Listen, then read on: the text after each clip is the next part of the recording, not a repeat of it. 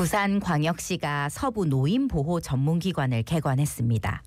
노인들의 삶의 질 향상과 권리 증진을 위해 운영하는 전문기관이 바로 이 서부 노인보호 전문기관입니다. 중부, 동부권 노인보호 전문기관은 이미 있었다는 데에 이제는 서부 상권 어르신들도 좀 더 신경 써서 돌볼 수 있겠지에 자세한 이야기는 관장님에게 들어보겠습니다. 예, 부산광역시 서부 노인보호 전문기관 장혜원 관장 전화 연결돼 있습니다. 관장님 나와 계시죠? 안녕하십니까? 안녕하십니까? 네, 안녕하세요. 부산 MBC 자갈치 아침의 청취자 여러분 반갑습니다. 서부 노인보호 전문기관 장혜원입니다. 예. 부산광역시 서부 노인보호 전문기관 어떤 곳입니까?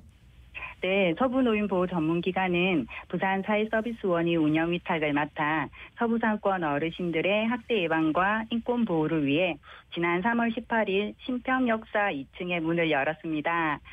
저희 기관은 노인학대 신고를 받아 조사와 상담을 하고 어르신이 안전하게 보호받을 수 있도록 지원하고 있습니다. 그리고 노인학대 예방을 위해 교육과 다양한 홍보 활동도 하고 있습니다. 그간 노인보호 전문기관은 중부, 동부 두 곳에서 업무를 수행해 왔는데요. 늘어나는 노인 인구와 증가하는 노인학대로 16개 구군을 감당하기에는 많은 어려움이 있었습니다. 이번에 부산시에서 서부 노인보호 전문기관을 신설해서 권역별로 책임 있게 노인학대에 대응할 수 있게 되었습니다. 예. 네네. 그러면 기존의 중부권, 동부권에 이어서 서부권에도 이 노인보호 전문기관이 생긴 건데 서부권역은 어디가 이렇게 해당이 되는 건가요? 네, 서부권역은 서구, 강서구, 사하구, 사상구, 영도구로 총 5개 구를 관할합니다. 최근 부산에서 발생한 학대 피해 노인은 556명인데요.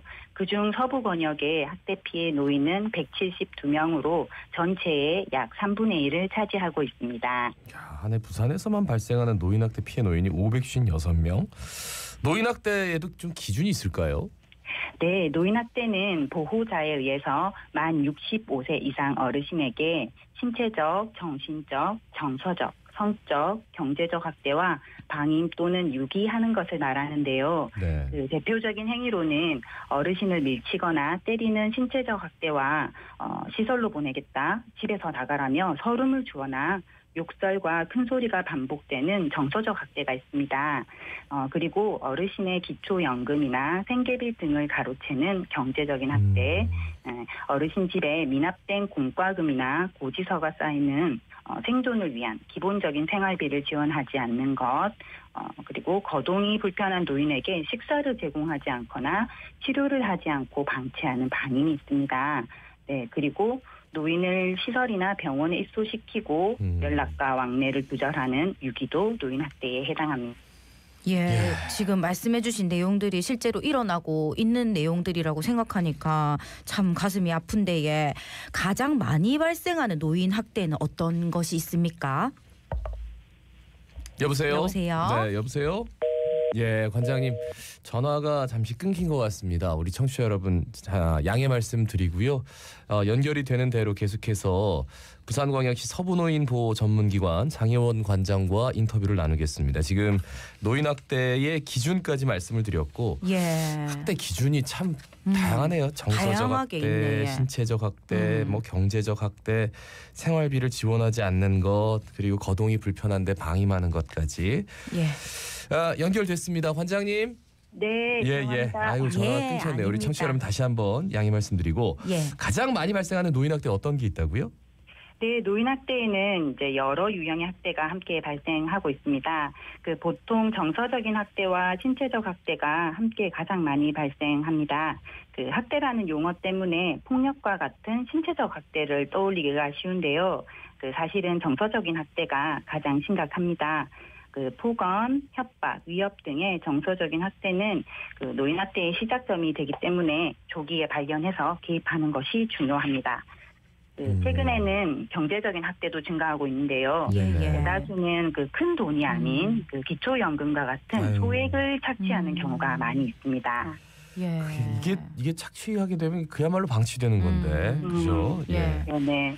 그러면 이런 노인 학대가 발생했을 때 어디다가 신고를 하면 될까요? 네, 그 노인학대 신고는 전국 공통번호 1577-1389번이 운영 중입니다. 그 어르신께서 사시는 곳 어디에서든 전화하시면 그 관할 노인보호 전문기관으로 자동 연결돼서 그 상담 받으실 수 있습니다.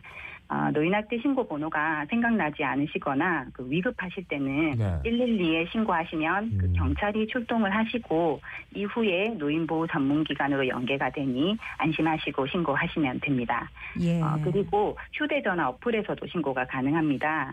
노인학대 신고 모바일 앱 나비새김 어플을 다운받으시면 신고자의 비밀은 보장되고 사진, 동영상, 음성 녹취 등의 첨부도 가능합니다. 예. 요즘은 뭐 어플 다운받아가지고 굉장히 빠른 속도로 뭐 녹취록이나 사진, 네. 동영상 이런 것들 올려주시는 분들도 있을 것 같아요. 네네. 그 노인학대 신고를 하게 되면 그 다음 절차는 어떻게 진행이 되는 거죠? 네, 노인학대 신고가 접수되면 저희가 현장으로 방문을 합니다. 예. 그래서 이제 어르신과 행위자 그리고 관계인을 만나서 이제 구체적인 상황을 조사를 하게 되고요. 그리고 이후에 그 노인학대 판정과 그 맞춤형 지원 계획을 세워서 이제 필요한 서비스들을 저희가 지원을 합니다.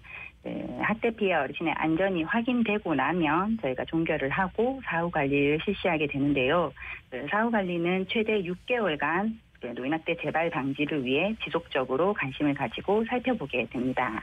예. 예. 그동안 일을 하시면서 노인학대 사례를 보신 적도 있으실 것 같은데 네. 좀 해결이 잘 됐습니까? 네, 예. 그러니까 좀 사례를 설명드려야 될 것 같은데요. 예, 예. 네, 술만 마시면 폭행하는 아들과 사시는 할머니가 아유. 그 노인학대로 신고돼서 이제 수차례 저희가 만나 뵈었었습니다. 예. 이제 최근 일자리가 사라진 그 아들이 다시 술을 먹고 이제 학대가 발생이 되었는데요. 그 아들이 던진 물건에 맞아 얼굴에 이제 할머니가 멍이 들었는데 그 할머니는 아들에게 밥을 차려줘야 한다며 학대 피해 노인 쉼터에 가지 않겠다고 하셨습니다. 대신 한 번씩 와서 아들 혼을 내줘라. 우리 아들 술 안 마시면 착한 거 알지라며 웃으면서 말씀하셨거든요. 예. 예, 이제 이런 노인학대 행위자들은 재학대 방지를 위해서 치료와 상담 교육을 노인보호 전문기관에서 받아야 합니다. 참여하지 않으시면 과태료를 내게 되죠. 저희 기관은 이제 수차례 방문해서 아들에게 주의 경고 조치를 하고 알코올 치료와 상담을 받도록 이렇게 해드렸습니다. 이러한 행동의 변화가 있었지만 또 몇 달 후 술 문제가 또 재발이 되고 또 학대가 재발이 되었습니다. 또 재발이 됐어요. 예. 그래서요. 그래서 근데 이제 할머니는 여전히 아들의 처벌도 정신병원 입원도 하셨습니다. 근데 이렇게 되니 주변 이웃에서는 이런 할머니가 문제다라면서 이제 손가락질이 시작이 되었죠. 사실 이런 사례가 매우 많아요. 아쉽지만 강제 분리할 법적 권한이 없기 때문에 어르신의 자기 결정권은 이게 사례 개입할 때 굉장히 중요합니다. 그런데 80% 정도가 가족에 의한 학대인데 피해 당사자가 처벌을 원하지 않다 보니 문제 해결에 어려움이 있습니다. 그래서 한 어르신에게 최대한 많은 시간을 들여서 신뢰관계를 형성하고 설득을 통해 계속해서 어르신이 새로운 선택을 하실 수 있도록 저희가 도와드리고 있습니다. 예. 사실 가정에서 발생되는 노인학대는 그 가족 간의 오래된 갈등이나 문제들에서 시작합니다. 이걸 노인보호 전문기관에서 몇 차례 상담하고 지원한다고 해서 쉽게 이제 풀리는 문제는 아니겠죠. 예, 다만 지금보다 더 나은 삶을 살 수 있는 그 선택지가 있다는 것을 알려드리고 그리고 이제 나 스스로가 존중받는 가치가 있다는 것을 알도록 돕는 역할을 한다는 것에 큰 의미가 있다고 생각합니다. 그러니까 네, 제가 말씀의 요는 당사자를 학대하는 그 자녀 만약에 이제 지금 가해자를 이제 교육하는 것도 중요하지만 당사자가 이게 지금 내가 학대받고 있고 여기에서 이 고통에서 벗어나기 위해서는 내가 어떤 조치를 해야 된다. 그런 것까지 인식시킬 수 있게끔 노력하고 계시다. 네, 맞습니다. 네, 적극적으로 행동하게끔 만들어주고 계신다. 이 말씀 맞습니다. 맞죠? 예, 잘 이해했죠. 말씀 계속 이어가 주십시오. 이제 지금까지 제가 학대 피해 어르신 이야기를 좀 전해드렸는데요. 두 분 진행자님께 간단한 질문을 좀 드리고 싶어요. 어떤 질문? 노인학대를 하는 이 행위자의 그 1위는 누구일까요? 예. 가족이라고 그러더라고요. 다. 가까운 사이일 것 같습니다. 가족 중에. 가족 중에? 가족 중에. 자녀? 예, 자녀. 예. 근데 끝까지 들어보셔요. 예. 노인보호 전문기관이 사실 생긴 이래로 십몇 년 동안은 자녀에 의한 학대가 가장 많았습니다. 그래요? 말씀처럼. 예, 예. 예. 그런데 최근에는 배우자에 의한 학대가 가장 높게 나타나고 있습니다. 네, 그 이유는 그 노인 평균 수명의 증가와도 관련이 있는데요. 그 과거부터 이어진 가정 폭력을 나이가 들어서 신고하는 경우가 많이 있습니다. 그 더는 이렇게 살 수 없기 때문에 새로운 인생을 시작하기 위해서 용기를 내시는 거죠. 그래서 노인 학대 신고는 끝이 아닌 기회다라고 볼 수 있겠습니다. 예, 말씀 들어보니까 무엇보다 노인 학대 예방이 진짜 중요할 것 같은데, 그래서 예방 교육도 하고 계신다고. 예. 네, 맞습니다. 그 노인학대 예방 교육은 그 학대를 예방하고 이제 조기에 발견하기 위한 교육입니다. 그 노인학대 현황과 유형, 피해 노인 보호 절차와 신고 방법, 그리고 노인보호 전문기관 역할 등을 설명하고 있습니다. 그 교육 신청은 서부노인보호 전문기관 홈페이지와 이제 유선으로 신청 가능하시고 요청하신 기관으로 저희가 방문해서 교육을 진행을 하고 있습니다. 그 이외에도 노인학대 예방을 위해서 노인학대 인식 개선 교육과 노인 인권 교육도 실시하고 있습니다.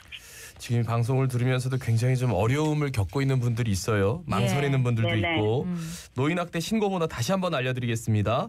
1577-1389. 정말 급하실 때는 112 신고하시면 되겠습니다. 오늘 말씀 잘 들었습니다. 고맙습니다. 감사합니다. 네, 감사합니다. 예, 지금까지 부산광역시 서부노인보호 전문기관 장혜원 관장이었습니다.